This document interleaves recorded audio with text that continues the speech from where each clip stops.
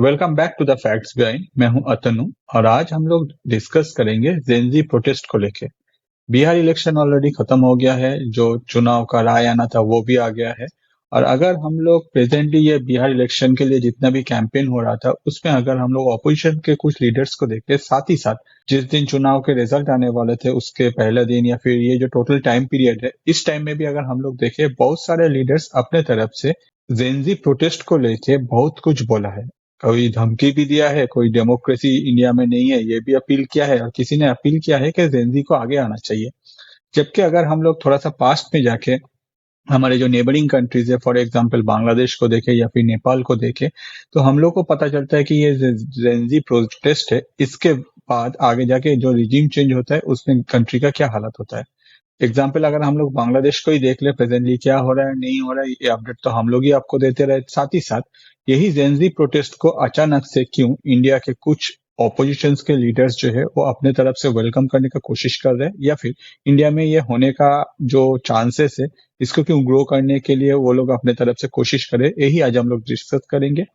साथ ही साथ डिस्कस करेंगे जेनजी प्रोटेस्ट को प्लानिंग कैसे किया जाता है, क्या क्या देखने से आप एक आम इंसान जान सकेंगे कि ये जो जेनजी प्रोटेस्ट हो रहा है ऑन द अदर साइड इसमें कितना सच्चाई रहता है। हमेशा ऐसा नहीं है कि जेनजी जो भी करता है या फिर जो भी दिखाया जाता है मीडिया के द्वारा, चाहे वो सोशल मीडिया हो या फिर जो मेन स्ट्रीम मीडिया है उसमें कुछ चैनल्स के द्वारा, वो सच हो, ऐसा कोई बात नहीं है। क्या सच्चाई है या फिर कैसे इसको प्लानिंग किया जाता है, और इससे जाके आगे इसका इफेक्ट जो है वो इंडिया में देख सकते हैं। इसके अलावा भी अगर हम लोग इसी को बिहार इलेक्शन के साथ कनेक्टेड करने का कोशिश करें तो क्या हो सकता है, वो आज हम लोग टोटल डिस्कस करेंगे। तो इससे पहले मैं पूरा जो स्टोरी है वो शुरू करूं, मैं आपको रिक्वेस्ट करूंगा, अगर आपको ये जो वीडियो है ये अच्छा लग रहा है तो प्लीज चैनल को सब्सक्राइब कीजिए यूट्यूब में। साथ ही साथ अगर आप फेसबुक में देख रहे हैं तो हमारे जो फेसबुक का पेज है द फैक्ट्स बिहाइंड, इसको भी आप फॉलो कीजिए। और अगर आपको वीडियो अच्छा लगता है तो प्लीज अपने दोस्तों के साथ शेयर कीजिए। ऑन द अदर साइड अगर आपको कुछ भी जानना है या फिर आपका कुछ भी आपका सुझाव हो तो प्लीज कमेंट कीजिए। वीडियो एंड तक देखिए क्योंकि इससे आपका जो व्यू है टुवर्ड्स जेनजी प्रोटेस्ट ये आपका आज पूरा क्लियर हो जाएगा। तो शुरू करते हैं प्रेजेंटली जो बिहार इलेक्शन हो रहा था उसको लेके। बिहार इलेक्शन में अपने तरफ से, जैसे मैंने आपको कहा, बहुत सारे लीडर्स जो भाषण था उसमें वो लोग अपने तरफ से कह रहे हैं कि भाई इंडिया में जो डेमोक्रेसी है वो खत्म हो गया है और जेनजी को आगे आना है। जबकि जेनजी आगे आके बांग्लादेश का क्या हालत हुआ है ये सबको पता है। ऑन द अदर साइड जब इलेक्शन का काउंटिंग होने वाला था उस टाइम में भी ऐसा धमकी मिला था कि अगर कुछ ऊपर नीचे होता है तो हो सकता है कि ऐसा सिचुएशन हम लोग को देखना पड़े जेनजी जैसा जो आजू बाजू कंट्री में हुआ था। तो ये जो लीडर्स है इन लोगों को तो हम लोग चूज कर लेते हैं, आगे जाके ये लोग जो है इन लोगों का जो वर्ड्स है उसको चूज नहीं करते कि कौन सा बोलना है या फिर कौन सा नहीं बोलना है, या फिर उन लोग का जो सोच है वो उन लोग के जैसे ही रह जाते हैं। भले ही वो लीडर्स बन जाए वो दूसरों के लिए नहीं सोचते, वो सिर्फ अपना जो प्रॉफिट है या फिर अपना जो पार्टी है उनके लिए सोचते हैं। और अगर हम लोग लास्ट कुछ सालों से देखें, डिफरेंट कंट्रीज में डिफरेंट टाइम में ये जेनजी प्रोटेस्ट होता रहता है, जिसके वजह से हमारे जो इंटेलिजेंस के टीम है वो अपने तरफ से इनका जो टोटल जो पैटर्न है उसको फॉलो किया है, और इसी पैटर्न को अपने तरफ से एनालिसिस करने के बाद कुछ फैक्टर को डिनोट किया है, जिससे आपको पता चल सकता है कि आगे जाके ये जेनजी प्रोटेस्ट कैसे हुआ है या फिर क्या क्या किया जाता है जेनजी प्रोटेस्ट में। एक एक करके जो स्टेप्स है वो मैं आपको आगे बताता हूँ। साथ ही साथ एक इंसिडेंट को इसके साथ कनेक्ट करने का कोशिश करता हूँ। जो इंसिडेंट है ये हुआ नहीं है, मैं कभी भी नहीं चाहूंगा कि ऐसा कुछ इंसिडेंट हो, मगर ये जस्ट फॉर आपके एग्जाम्पल या फिर आपके समझने के लिए इजी हो, इसलिए मैं ऐसा कर रहा हूँ। तो जानते हैं जेनजी प्रोटेस्ट का फर्स्ट स्टेप जो है इशू ऑप्टिमाइजेशन। क्या किया जाता है इसमें? इसमें कोई भी एक सोशल इशू को पकड़ा जाता है और उस इशू को ऑप्टिमाइज किया जाता है, जिसमें अगर देखा जाए कोई भी एक इशू जिसके साथ इंसान अपने तरफ से इमोशनली कनेक्टेड हो, उस इशू को पकड़ के आगे जाके उस इशू को टारगेट करके पूरा जो जेनजी प्रोटेस्ट है उसको एस्टेब्लिश किया जाता है। फॉर एग्जाम्पल अगर हम लोग बिहार इलेक्शन को ले ले,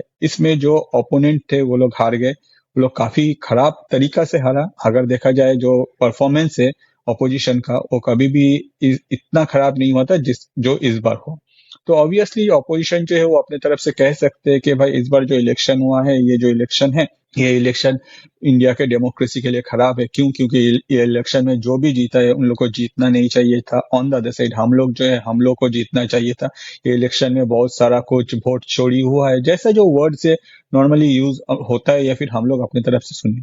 आगे जाके वो लोग अपने तरफ से एक इशू को पकड़ा, जो इशू है कि भाई ये जो इलेक्शन है ये एग्जैक्टली जो फेयर इलेक्शन नहीं हुआ है और इंडिया में डेमोक्रेसी जो है वो खतरे में है। और यही जो पार्ट है इसको इमोशनली जो आम जनता है उन लोगों के साथ कनेक्ट करने का कोशिश किया जाएगा। तो नेक्स्ट जो स्टेप है, यही जो इशू है इसको मास लेवल में स्प्रेड करना, और जो कोई भी ये मास लेवल में स्प्रेड करने के द्वारा जो कोई भी अपने तरफ से इसमें रिस्पॉन्स कर रहे हैं उन लोगों को एक जगह कलेक्ट करना या फिर उन लोगों के साथ कांटेक्ट मेंटेन करना, जिसके वजह से आगे जाके उन लोगों के द्वारा उन लोगों को यूज करके ये जो टोटल इशू है इसको नेक्स्ट लेवल में और भी ज्यादा स्प्रेड करना होता है। मतलब आप अगर अपने तरफ से कुछ भी सोशल मीडिया में पोस्ट करते हो और कोई आपको उसमें रिस्पॉन्स करता है, at that point of time ये जो इकोसिस्टम है ये इकोसिस्टम को ग्रो किया जाता है, उन लोगों को अपने तरफ से कनेक्ट किया जाता है, और उन लोगों को कनेक्ट करने के बाद उन लोगों को ही और ज्यादा इन्फ्लुएंस किया जाता है कि आप ये जो प्रोपेगेंडा है या फिर ये जो टोटल जो इंफॉर्मेशन है इसको आपको नेक्स्ट लेवल पे स्प्रेड करना पड़ेगा, जिसके वजह से एक कंप्लीट इकोसिस्टम ग्रो होता है जिसमें injustice narrative operation greed create किया जाता है। मतलब कनेक्ट टू द एक्टिविस्ट, जो कोई भी एक्टिव है इसको लेके उन लोगों के साथ मिलके जो प्री प्लान प्रोपोगेंडा है उसको जितना ज्यादा हो सके मास लेवल में उसको स्प्रेड किया जाएगा, साथ ही साथ एक चेन क्रिएट किया जाएगा कि ये जो प्रोपोगेंडा है ये स्प्रेड होता रहे, जबकि दुनिया में दिखाया जाएगा कि ये जो है ये कम्प्लीटली आम जनता है वो अपने तरफ से स्प्रेड करे। ऑन द अदर साइड इसमें कोई भी पॉलिटिकल पार्टी का इन्वॉल्वमेंट नहीं है, जबकि ये पूरा जो सिस्टम है ये पॉलिटिकल पार्टी या फिर पॉलिटिकल लीडर्स के द्वारा डिजाइन किया जाएगा। साथ ही साथ ये पूरा एक्टिविटी में जितना भी लॉजिस्टिकल सपोर्ट, जितना भी डिजिटल सपोर्ट, साथ ही साथ जितना भी फाइनेंशियल सपोर्ट है वो सब कुछ उसी पॉलिटिकल पार्टी के द्वारा प्रोवाइड किया जाएगा। ऑन द अदर साइड कोई भी पॉलिटिकल फेस इस जो टोटल प्रोपोगेंडा है इसमें नहीं आएगा, अपने तरफ से सोशल मीडिया में हैमरिंग किया जाएगा। क्यों? क्योंकि इसके बाद जो ग्राउंड लेवल एक्टिवेशन किया जाएगा जिसमें जो हैमरिंग टेक्निक है वो यूज किया जाएगा। हैमरिंग टेक्निक मतलब जो सेल्स में यूज होता है कि आप एक ही चीज को इतना बार दूसरों के सामने लाओ कि उनको लगे कि भाई आप जो भी बेच रहे हो वही सबसे बेस्ट है और वो वही खरीदेगा, या फिर आप किसी के सामने एक झूठ ऐसा फैलाओ, इतना बार बोलो, इतना डिफरेंट सोर्सेस से बोलो कि उनको लगने लगे कि भाई यही सच है, और यही प्रोसेस से आगे जाके जो मास लेवल में इसको स्प्रेड किया जाएगा, जिसके वजह से एक सर्टेन टाइम के बाद उन लोगों को इग्नाइट किया जाएगा कि भाई इंडिया में जो डेमोक्रेसी है वो अभी कंप्लीटली सेफ नहीं है, इंडिया में जो भी इलेक्शन हुआ है उसमें जो जीता है उन लोग को जीतना नहीं चाहिए था, ऑन द अदर साइड जो जीता है वो लोग इसके लिए एलिजिबल नहीं है। साथ ही साथ इसके अगेंस्ट में हम लोग को खुद को स्टैंड लेना चाहिए। हम लोग को ऐसा नहीं है कि भाई हम लोग का जो भी लॉज है, जो भी रूल्स रेगुलेशन है, कंट्री का जो भी कॉन्स्टिट्यूशन है, अकॉर्डिंग टू दैट जाना चाहिए। हम लोग को खुद इसके अगेंस्ट में रास्ते में उतरना है, साथ ही साथ हम लोग को इसमें डिजिटल पत्थरबाजी करना है। अब डिजिटल पत्थरबाजी क्या होता है? डिजिटल पत्थरबाजी यही होता है कि जब कोई भी अपने तरफ से एक ही जो प्रोपोगेंडा है इसको ह्यूज अमाउंट में स्प्रेड करते हैं, एक सर्टेन लेवल के बाद एक ही चीज को अगर हर कोई बार बार स्प्रेड करते हैं तो जैसे मैंने आपको कहा, तो आगे जो भी वो डेटा कंज्यूम करते हैं उसको लगता है कि भाई डिफरेंट सोर्सेस से आए हैं, अगर ऐसा है तो ऑब्वियसली इसमें कुछ ना कुछ तो सच्चाई है, उसको भी ये ट्रस्ट होना शुरू हो जाता है। इसे ही कहते हैं डिजिटल पत्थरबाजी। सिर्फ यही नहीं, ऑन द अदर साइड जब ये ग्राउंड लेवल पे एक्टिवेशन होता है, वो लोग अपने तरफ से प्रोटेस्ट शुरू करते हैं, eight that point of time कोई भी पॉलिटिकल पार्टी या फिर लीडर्स या फिर कोई भी पर्टिकुलर लीडर्स का नाम उसमें सामने नहीं आता। क्यों? क्योंकि पॉलिटिकल पार्टी जो है वो हमेशा चाहते हैं कि वो लोग बैक हैंड से इसको कंट्रोल करे, उन लोग का फेस इसमें इन्वॉल्व ना हो, क्योंकि आगे जाके अगर उन लोग का फेस इन्वॉल्व होता है तब पुलिस को ये काफी इजी हो जाता है कोई भी एक पर्टिकुलर लीडर को ट्रैक करना या फिर उनका एक्टिविटी ट्रैक करना। ऑन द अदर साइड ये सब जो प्रोटेस्ट होता है, जो जेनजी प्रोटेस्ट कहा जाता है, इसमें अगर देखा जाए कोई भी पर्टिकुलर एक लीडर इंस्टेंट अराइज नहीं करता है, डिफरेंट लोकेशन में डिफरेंट लीडर्स रहते हैं या फिर नहीं रहते, या फिर ऐसा दिखाया जाता है कि ये टोटल जो प्रोटेस्ट है जो आम जनता है वो अपने तरफ से कर रहा है, जिन लोगों को कुछ भी नहीं लेना ना देना है, अपना पॉलिटिकल कोई भी कैरियर ना ग्रो करना है या फिर ऐसा कुछ। क्यों? क्योंकि इसके पीछे मेनली टारगेट किया जाता है गवर्नमेंट को या फिर जो एडमिनिस्ट्रेशन है उसको, ताकि कोई भी लीडर अगर सामने आता है at that point of time police के लिए काफी आसान होता है उसको पकड़ना या फिर उनको ट्रैक करना या फिर उनको एक्टिविटी जो भी है उसमें कंप्लीटली फॉलो अप करना, जिसके वजह से गवर्नमेंट ये ना कर पाए, इसके वजह से ही जेनजी प्रोटेस्ट में कोई भी इंस्टेंट एक कोई लीडर ग्रो नहीं करता, या फिर कोई भी पर्टिकुलर एक फेस या दो फेस नहीं रहता, इसमें हजारों फेस रहता है, या फिर जितना ज्यादा हो सके ये जो लीडरशिप का स्किल है ये आम जनता के अंदर इसको स्प्रेड किया जाता है, जिसके वजह से अगर आप कोई भी जेनजी प्रोटेस्ट को अपने तरफ से मॉनिटर करते हैं, अगर फॉर एग्जांपल अगर आप बांग्लादेश को ले ले, eight that point of time हम लोग देख पाएंगे कि डिफरेंट टाइम में डिफरेंट जो फेसेस है वो कैमरा के सामने आके डिफरेंट टाइप ऑफ बात बोल रहे हैं। तो उसके बाद क्या किया जाता है, उसके बाद किया जाता है ऑप्टिकल कंट्रोल। मतलब ये सारा जो प्रोटेस्ट हो रहा है एक अलग से टीम रखा जाता है, जो टीम अपने तरफ से यहाँ के जो भी पिक्चर्स है या फिर जो भी वीडियो क्लिप्स है इनको कैप्चर करते हैं, और वो अपने तरफ से इसको मॉडिफाइड करते हैं, इसको मोल्ड करते हैं, और इसको एक ऐसा सिंपैथेटिक एक ग्राउंड देने का कोशिश करते हैं सोशल मीडिया में, जिसमें जो कोई भी ये वीडियो क्लिप्स हो या फिर ये पिक्चर्स हो वो उसको देखेगा तो हर कोई को लगेगा कि भाई इंडिया में जो भी डेमोक्रेसी है वो कम्प्लीटली सेफ नहीं है। ऑन द अदर साइड जो भी इलेक्शन हुआ है उसमें गलती हुआ है, ये मैं एग्जाम्पल दे रहा हूँ। On the other side Gen Z जो कर रहे हैं वो सही कर रहे हैं, गवर्नमेंट जो है वो अपने तरफ से सही नहीं कर रहा है। तो इसका मेन रीजन क्या है? रीजन यही है, गवर्नमेंट और जो आम जनता है, जिन लोगों को इतना पॉलिटिकली जो लोग साउंडेड नहीं है, जो लोगों को सिर्फ अपना बस घर में आना है, काम करना है, खाना पीना है, अपना बच्चों को देखना है, उन लोगों के बीच में एक huge amount of gap create करने का। ऑन द अदर साइड जो भी रिजिम अपने तरफ से रन कर रहे हैं उसको डिग्रेड करना और ये प्रूफ करना कि भाई वो लोग जो किए हैं वो डिलेजिटिमेट है, जिसके वजह से आगे दुनिया के सामने एक ऐसा इमेज क्रिएट करना कि भाई जो डेमोक्रेसी है वो अपने तरफ से परफॉर्म नहीं कर रहे, जो रूलर है या फिर जो भी अपने तरफ से इलेक्शन में डेमोक्रेसी में इलेक्शन जीत के जो भी अपने तरफ से इंडिया में अपना गवर्नमेंट रन कर रहा है, at that point of time they are acting like dictator. तो नो डाउट अगर ये जेनजी प्रोटेस्ट का ये जो फॉर्मूला है अगर आपको पता चल गया है तो होपफुली इन फ्यूचर कोई भी लोकेशन में अगर ऐसा कुछ प्रोटेस्ट अचानक से स्टार्ट हो जाता है या फिर कोई भी लोकेशन में अचानक से बहुत सारा जो मीडिया क्लिप्स है वो आपके सोशल मीडिया में आना शुरू हो जाते हैं और आपको लगता है कि भाई अचानक से आपका जो व्यू है वो 180 डिग्री टर्न लेने का कोशिश कर रहे हैं, उससे पहले ये सारा पॉइंट को एक बार क्लियर कर लीजिए। पहला जो पॉइंट है वो है इशू ऑप्टिमाइजेशन। एक कोई पर्टिकुलर इशू जिसके साथ आम जनता इमोशनली कनेक्टेड हो उसको पकड़ा जाता है। दूसरा पॉइंट है इंफॉर्मेशन ग्रेड ऑपरेशन। वही पर्टिकुलर इशू को पकड़ के वो जो इंफॉर्मेशन है उसको जितना ज्यादा हो सके अपने तरफ से स्प्रेड करना, या फिर उसको यूज करके या फिर उसको मेन बेस बना के हर किसी के साथ कनेक्ट करके अपने तरफ से एक डिजिटल टीम ग्रो करना। साथ ही साथ यही डिजिटल टीम को यूज करके